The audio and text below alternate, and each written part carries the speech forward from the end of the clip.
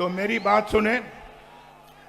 मैंने कहा जहाज पे आए या मोटरवे से आए या फिर हेलीकॉप्टर से आए, तो मैंने कैलकुलेट किया, हिसाब लगाया कि तीनों तरह से अगर हम आते हैं तो वक्त उतना ही लगता है।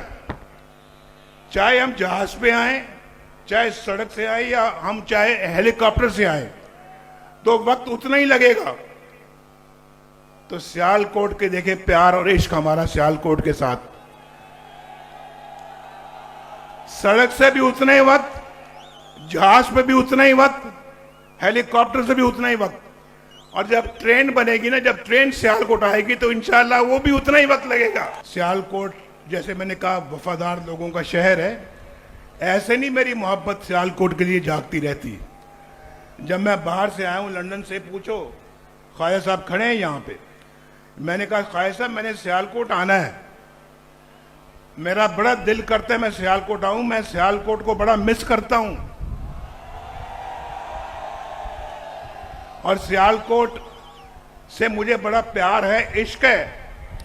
और फिर मैंने वहां पे चेंबर से बात करनी है, उसके बाद आपके घर आना है और वहां आप अपने अच्छे कारकुनों को बुलाएं, उनसे बात करूंगा मैं, और मैं उनसे कहूंगा, मैं मोटरवे में पहली दफा उस वक्त मैं उस दिन आया यहां पे, मोटरवे हमने बनाई लेकिन उसका इफ्तिताह का मुझे मौका नहीं मिल सका।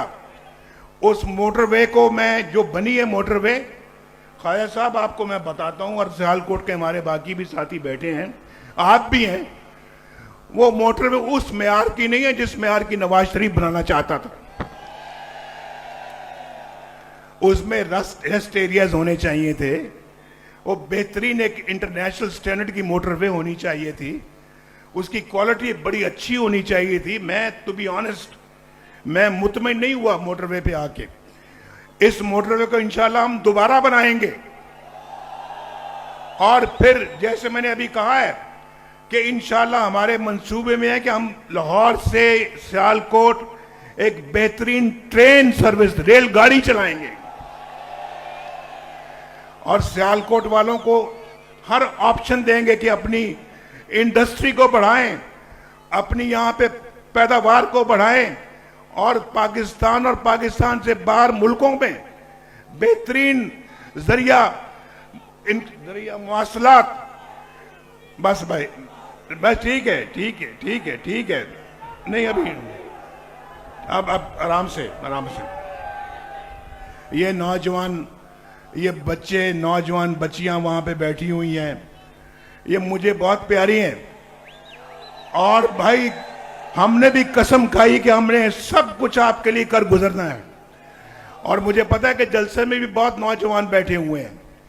जरा मैं पूछना चाहूंगा कि कितने हैं लोग जो 30 साल के उम्र से नीचे वाले लोग हैं, जरा हाथ खड़ा करें। ये कौन कहता है, कौन कहता है कि यूथ मुस्लिम लीग नून के साथ नहीं है? कौन कहता है कि यूथ हमारे साथ है? ये बताओ यार, एक दफा फिर जरा हम सबको दिखाओ। 30 साल से कम उम्र वाले हाथ खड़ा करें। ये तो सारा जलसा ही 30 साल से कम उम्र वाला है। सियालकोट वालों, यूथ इंशाल्लाह, मेरी बात सुनो, आप मुस्तकबिल के मेहमान हो। इंशाल्लाह हम अपनी ऐसा प्रोग्राम बनाएंगे, इन नौजवानों को जिनके हाथों में डिग्रियां हैं या कोई हुनर है, उनको इंशाल्लाह हम कर्जे देंगे, 20-20 साल के कर्जे देंगे, जो इंशाल्लाह वो अपना खुद कारोबार सेट करें, अपना खुद कारोबार बनाएं, और खुद अपने रोजगार और लोगों को रोजगार दें।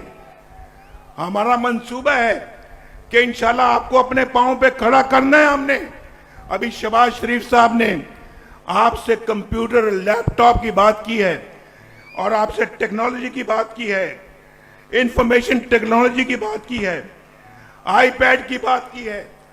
वो सब कुछ इंशाल्लाह आपको मिलेगा, और शहबाज शरीफ साहब ने पहले भी आपको दिया है, और आइंदा हम हर नौजवान तक पहुंचने की कोशिश करेंगे, चाहे वो बच्ची है चाहे वो बच्चा है, सब तक पहुंचने की कोशिश करेंगे। वो मेरी बहनें बैठी हैं, बेटियां बैठी हैं, जरा बताएं आप भी बताएं, मेरी बात से मुतमईन हैं आप? हाथ खड़ा करके बताएं।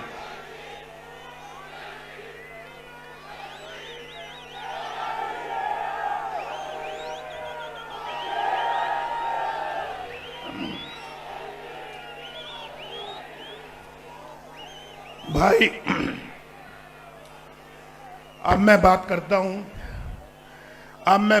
मुझे बहुत, जब मैं आज, अब मैंने कहा है कि आज सियालकोट में आया हूं, आपको देख के बड़ी खुशी हुई है, बहुत खुशी, वाकई दिल बहुत खुश हुआ। लेकिन अफसोस इस बात का है कि 2017 का पाकिस्तान जो मैच छोड़कर गया था, वो भी आज मुझे नजर नहीं आता। हम बहुत पीछे चले गए हैं। इन नौजवानों के हाथों में, आज हर एक के हाथ में रोजगार होना चाहिए था।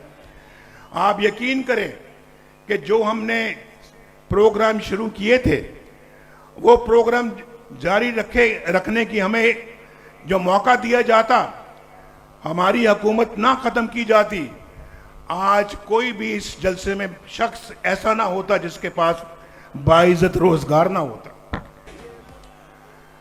आज देखें ना, आप अंदाजा करें। आज मैं ये बात कहता हूं, सबको बताने के लिए कहता रहता हूं मैं, और कहूंगा, नवाज शरीफ रोटी 4 रुपए की छोड़कर गया था। आज रोटी कितने की मिलती है बोलो?